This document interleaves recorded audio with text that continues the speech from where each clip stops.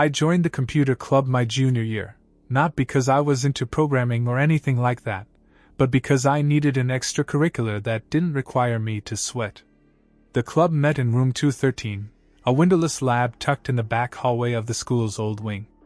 The kind of room you'd never find unless you were looking for it. Fluorescent lights buzzed overhead. Half the PCs had side panels removed, wires exposed like the veins of a dissected frog. There were maybe 6 of us, me, 2 sophomores who only spoke to each other in whispers, a senior who built mining rigs out of school parts, pretty sure that was illegal, and Ryan Greer, the club president. Ryan was quiet. But not the shy kind of quiet. He had this always watching vibe. Like he was recording every word in his head and filing it away. He wore the same black zip-up hoodie every day, even in May. Thick-rimmed glasses, chapped lips, chewed fingernails. But the guy was a wizard with computers. He talked rootkits and Raspberry Pis like normal people talked sports. Teachers left him alone because he helped fix the staff printers and knew the Wi-Fi passwords when even the IT department didn't. The club didn't really have a curriculum. You just showed up, worked on whatever you wanted. I mostly browsed Reddit or tinkered with Python tutorials. But Ryan had a project. He called it Athena. It's an automation tool, he told me one day when I stayed late. Helps manage access privileges across different systems. I had no idea what that meant, but I nodded like I did. He showed me a small interface, black background, green terminal text, like something out of an old hacker movie. Athena had options like user scan, privilege escalation, credential injection, log spoof. I laughed, thinking it was a joke. What, are we hacking the Pentagon now? Ryan just looked at me and said deadpan. No. Just the district servers. That was the first time I realized he wasn't pretending. At first, I figured he was bluffing. People talk big in high school, especially in a room full of overclocked desktops and social misfits. But then I saw him do it. It was a Tuesday. Everyone else had already left. I was dragging my feet packing up, half scrolling through my phone, when Ryan slid over to the far terminal. The one he'd Frankensteined out of spare parts, with no casing and 2 monitors side by side like a command center. He didn't know I was still there, or maybe he did. He typed fast. No wasted motion. Windows popped open. One of them was a remote desktop connection. Another was a command shell. Then came what looked like a login prompt, except it bypassed instantly. He ran a script. It blinked for half a second, and then he was in. He had full access to the district server. I recognized the icon. It was the admin console for the school board's back-end system, the one that controlled grades, attendance, user accounts, you name it. He didn't even act like it was a big deal. He just started navigating through a folder labeled Staff Accounts and opened a file named faculty_emails_2024.csv. Like he was checking his Gmail. I remember asking, Ryan, what the hell is this? He didn't flinch. Just turned to me and said, it's better if I know what they know. Then he grinned. Besides, you'd be surprised what teachers say about students when they think no one's reading. That was when I should have left. Should have said, screw this, and walked out and never looked back. But I didn't. Because part of me was curious. That stupid, self-destructive curiosity that makes you lean closer to the fire just to see if it burns. That's how it started, how I became complicit. Because once you've seen behind the curtain, there's no unseeing it. The next meeting, Ryan pulled me aside before anyone else showed up. He had that same dead-eyed focus, like a surgeon about to make the first incision. I need someone I can trust, he said. You're not dumb, and you don't gossip. He handed me a USB drive. It was unlabeled. Matte black. No keychain loop, no branding. Just blank. What's this? I asked. An offline copy of their Exchange server. Email archives. All of it. I stared at him. You copied every teacher's email? Ryan shrugged. Not just teachers. He sat me down at his terminal and walked me through decrypting the files. It wasn't even that complicated. Athena had scripts that did most of the work. Within minutes, we were looking at inboxes like they were open books. Principal Rhodes, Mr. Breyer from math, even the school's psychologist. Hundreds of messages, neatly organized, searchable. Ryan had flagged dozens of them already, subject lines highlighted in yellow. Concern about Jacob Feldman's mental health. Incident report, locker 217, potential contraband. Confidential, parental complaint inappropriate text message. He wasn't just spying. He was profiling. He clicked on one email without warning. It was about me. My stomach dropped. A counselor had emailed my English teacher, saying they were keeping an eye on me after my grades slipped during my parents' divorce. I hadn't told anyone that. Not even my closest friends. Just one uncomfortable conversation with the guidance office months ago, and now here it was, dissected on screen like I was a case study. You're in the system, Ryan said calmly. Once you're flagged, it sticks. Doesn't matter if it's fair. He looked at me, his expression unreadable. They track everything. All of us. I didn't sleep much that night. Every time I closed my eyes, I saw my own name in bold type, next to phrases like emotional instability and academic decline. It wasn't just surveillance. It was judgment. And now I was part of it. By the time February rolled around, the club wasn't a club anymore, it was a cover. The other kids came and went, working on their 3D games or Discord bots, oblivious to what Ryan and I were really doing behind the second monitor. Athena kept evolving. Ryan pushed updates like clockwork, and every new version was more refined. Cleaner UI. More automation. He started calling it her, like it was a living thing. She found another exploit today, he told me once, like a proud parent. VPN leak in the district proxy. Got us into the staff Dropbox. He said us, but it was really him. I was just the guy who kept the door closed, asked no questions, and skimmed through inboxes for anything interesting. I started bringing my own flash drive. At first it was just curiosity. I saved a few screenshots, weird notes from teachers, the kind of thing that made you feel powerful just having it. But it escalated fast. Because Ryan didn't stop at emails. He got into the camera system. That was the line for me. Or at least it should have been. It started when he showed me a grainy live feed of the front office. Then the gym. Then the staff lounge. All pulled from an outdated network storage box in the security office, which no one had changed the password on since 2019. The resolution sucked. But it didn't matter. The timestamp was real. The motion detection logs were real. He started pulling clips. Some were funny. Teachers eating alone, picking their nose, talking to themselves. Others were darker. One showed a sophomore crying in the hallway outside the nurse's office. Another caught Mr. Clements, everyone's favorite English teacher, screaming at someone over the phone, pacing in the parking lot with a cigarette and a face I didn't recognize. Ryan stored everything in folders named after timestamps. He backed them up to drives he never left at school. Some, he said, were hidden, off-site. I didn't ask. One day I asked him, "Why are you keeping all this?" He looked up at me, tired and deadpan. Insurance. The school had no idea. Ryan wasn't some master villain hiding behind layers of cyber wizardry. He just understood one simple truth: people are lazy with security. They reuse passwords. They trust firewalls that haven't been patched in years.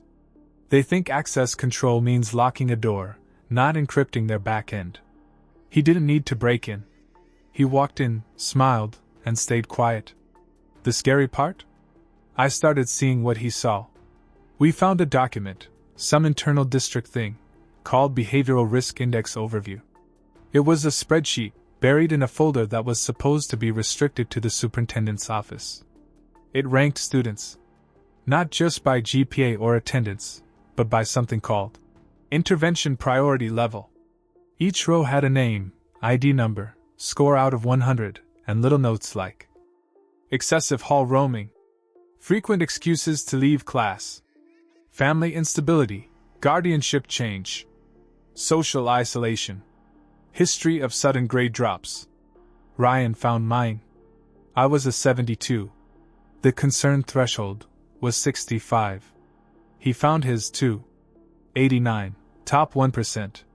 When I asked him what that meant, he didn't answer. He just stared at the screen, biting his thumbnail until it bled. Later that day, he messaged me a screenshot of a subfolder labeled Case Archive, Former Students. I opened it at home. Inside were records for kids who had already graduated, or dropped out, or disappeared. I recognized one name, Evan Pritchard. He'd been a senior when I was a freshman. Smart, quiet, never caused trouble. One day he just stopped showing up. Rumor was he had a breakdown or ran away. No one ever confirmed it. His file was still there, full of counselor logs, emails, flagged journal entries from a school writing assignment. The last entry was dated May 3, 2021, timestamped at 2:14 a.m. A scanned PDF, uploaded manually. Final risk assessment, Evan Pritchard. Prediction accuracy, 93%. Escalation likely.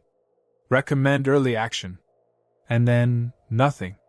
No follow-up. No confirmation. Just silence. Ryan didn't say anything for a long time after that. Then, softly, he said, "They knew what was going to happen. And they let it." After we found the Evan Pritchard file, everything changed. Ryan stopped showing up to regular meetings. He still messaged me constantly, encrypted chats only, but he was barely eating, barely sleeping. He said he was working on something big. Pulling the whole thread. He called it. Me? I started looking over my shoulder. In class, in the halls, even at home. I started to wonder how much they knew I knew. Because once you see behind the curtain, you start noticing the seams. The vice principal started showing up at the club, poking his head in for casual check-ins. A district IT guy asked to run a routine audit on the lab machines, first time in years. Even my guidance counselor, Mrs. Hamley, called me down out of the blue, just to talk. She asked how I was sleeping, if I felt anxious lately, if I'd had any strange dreams. I lied. Said everything was fine. That night I told Ryan. He didn't respond right away. Then finally, they flagged you. 100%. I didn't understand. For what? He replied with a file. An export from Athena. My own profile. It had screenshots, logs, chat transcripts, a full outline of my browsing history, even in incognito. Someone had marked up sections in red. There were comments in the margins like a term paper. Increasing exposure to sensitive material. Possible secondary access vector. Observed for dissociative behavior. I felt sick. I was being studied. Not just watched, analyzed. Like a lab rat they couldn't quite classify yet. Ryan sent one more message that night. We need to talk. Face to face. Thursday. Don't bring your phone. I almost didn't go. I thought about ghosting him, pretending it had all been a game, scrubbing my drive and walking away. But I didn't. Because part of me needed to know how far it went. Needed to know what he meant by early action. Thursday, I met Ryan behind the school, near the old boiler access. No cameras there, or at least none we knew about. He looked worse than I expected. Pale, with dark hollows under his eyes. His hoodie was soaked with sweat, even though it was barely 40 degrees. He led me around the side of the building, down a short cement stairwell I'd never noticed before. Rusted metal door, no label. He jimmied it open with a keycard that looked like it had been sanded down and rewired. We stepped into what he called the quiet room. It wasn't anything sinister on the surface. Just a forgotten storage space beneath the old science wing, out of service since the 90s. Shelves stacked with broken overhead projectors, CRT monitors, cracked whiteboards. But in the far corner, under a sheet of plastic, was a terminal Ryan had rigged into the wall. Old desktop. Red backlight keyboard. Offline, air-gapped. No chance of remote logging. He booted it up and showed me what he'd been working on. Athena had grown into something else entirely. It wasn't just a hacking tool anymore. It was a map. A dynamic overlay of the entire district network. Color-coded nodes, green for staff, yellow for students, red for flagged individuals. Movement logs. Email threading. AI sentiment analysis. Even heat maps from login activity and badge swipes. He scrolled over my name. Yellow. Hovered, then clicked. Alert level, escalating. Proximity to known red flagged user, high. Next review window, 5/12, scheduled for behavioral evaluation. What the hell is this? I whispered. Ryan's hands were trembling.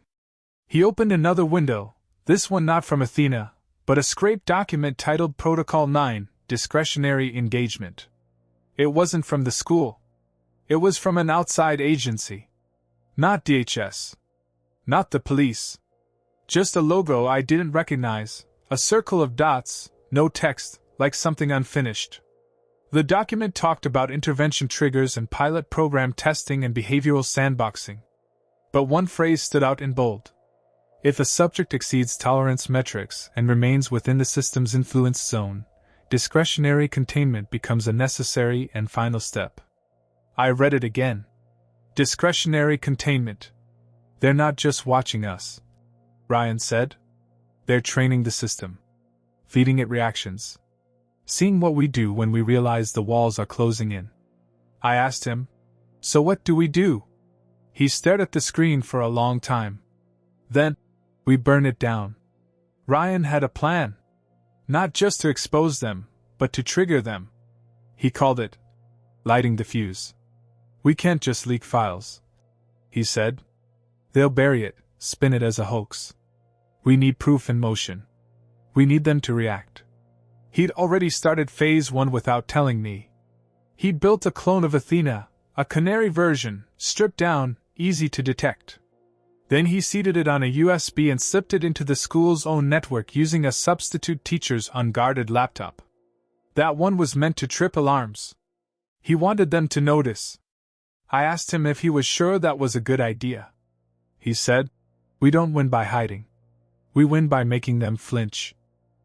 Over the next few days, things got weird. 2 IT contractors showed up on campus, supposedly for router upgrades.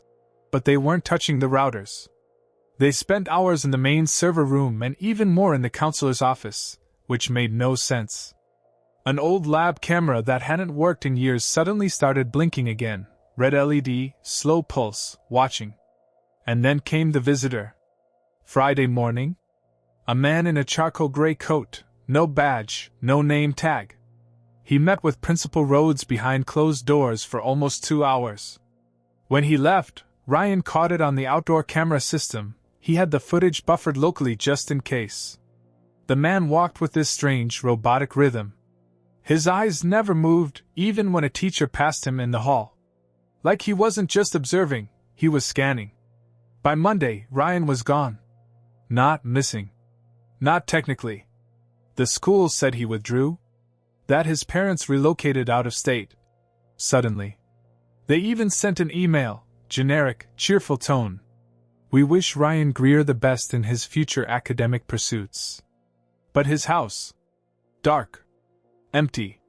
His bedroom window covered from the inside. I biked past it that night. No car in the driveway. Mail piling up. I tried his encrypted chat. Dead. I tried calling. Straight to voicemail. I went to the quiet room. His terminal was gone. Just a single sticky note taped to the monitor mount. You're the fuse now. I didn't sleep that night.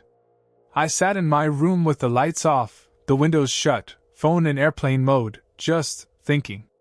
Trying to decide if I was really going to do it. Because Ryan left me everything. Before he vanished, he'd set up a dead man's switch, a backup of Athena, the real version, sent to an unlisted cloud repo. Encrypted. hidden under layers of dummy files in a shared textbook archive. He'd sent me the key 2 days before he disappeared. I didn't even realize it until I went back through our chat log and saw the weird phrase he'd used in a joke. Triner_yellow.mkv. The name of the unlock file. I had it all. Every email. Every student profile. Camera logs. Access histories. The flagged index. The Protocol 9 documents. And even files Ryan hadn't shown me yet, ones labeled engagement trials, containment success rates, failure resolutions. It was more than surveillance. It was experimentation. One of the reports detailed how students were isolated through manipulated schedules, placed in classes where they'd have no friends, given locker placements far from peers, subtle tweaks to force alienation.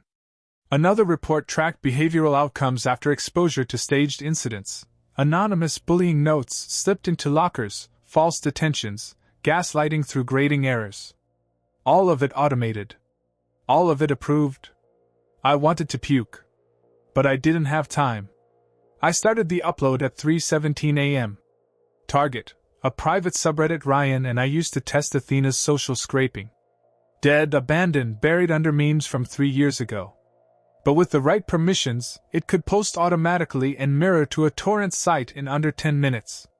I hit enter. And then my screen went black. Not a crash. A kill command. No error. No warning. Just silence. Then the fan word down. I stared at the blank monitor, heart pounding. And that's when I heard the knock. 3 soft raps at the front door. It was 3:23 a.m. My parents didn't wake up. The knocks didn't come again. But when I crept down the hallway, looked through the peephole, I saw it. An envelope. Plain. No name. Just a symbol drawn in sharp black ink. A circle of dots. Like something unfinished. The envelope was thin. No seal. Just folded once and slipped beneath the door like it belonged there. I didn't open it right away. I stood there for 5 full minutes, staring at it like it might hiss or bleed or disappear. But it didn't. It just sat there. Patient. Waiting. When I finally opened it, there was no letter. Just a single printed sheet. Risk Index Report. Subject number 042983. Name, redacted. Intervention status, active. Phase, final review. Observation, successful. Containment candidate, viable. Then, scribbled in what looked like blue ballpoint at the bottom margin. Athena lives in the gaps. You are now one of them. There was no signature. No return address. Just that symbol again, printed faintly at the bottom center of the page, like a watermark. I burned the page in the bathroom sink, then dumped the ashes into the toilet. Paranoia? Maybe. But I didn't want it in the house. The next day at school, everything was too normal. Like uncannily normal. Teachers smiling just a little too wide. Friends asking if I was okay with voices just a little too soft. It felt rehearsed. Like I'd walked into a scene already in progress. No one mentioned Ryan. Not a single person. Not even the club kids. His name was gone from the club roster. Gone from the yearbook database. Gone from the student directory. Like he never existed. I tried logging into Athena one last time. My backup drive still had the shell, but the heart of it, the real code, wiped. Like it had never been there. I checked the subreddit we'd used for the data drop. It had been removed. Not by mods. Not by Reddit. The entire sub was gone. 404D. No trace. No cache. The torrent mirror? Broken link. Someone pulled the plug. Hard. And then I noticed something new. On my school Chromebook, a little system tray icon I'd never seen before. Just a hollow circle. No label. Clicking it did nothing. Right click? Nothing. But every time I opened a browser, it was there, watching. Still is. I don't know if Athena survived. I don't know if Ryan is alive. I don't even know if I ever really had a choice. But every day I walk the halls now, I see things differently. The cameras aren't just recording. The schedule isn't just a schedule. And the quiet kids, the ones who sit alone, who always seem tired, who flinch when you ask if they're okay. They're not always victims. Some of them are watching. Just like I am now. Just like you are.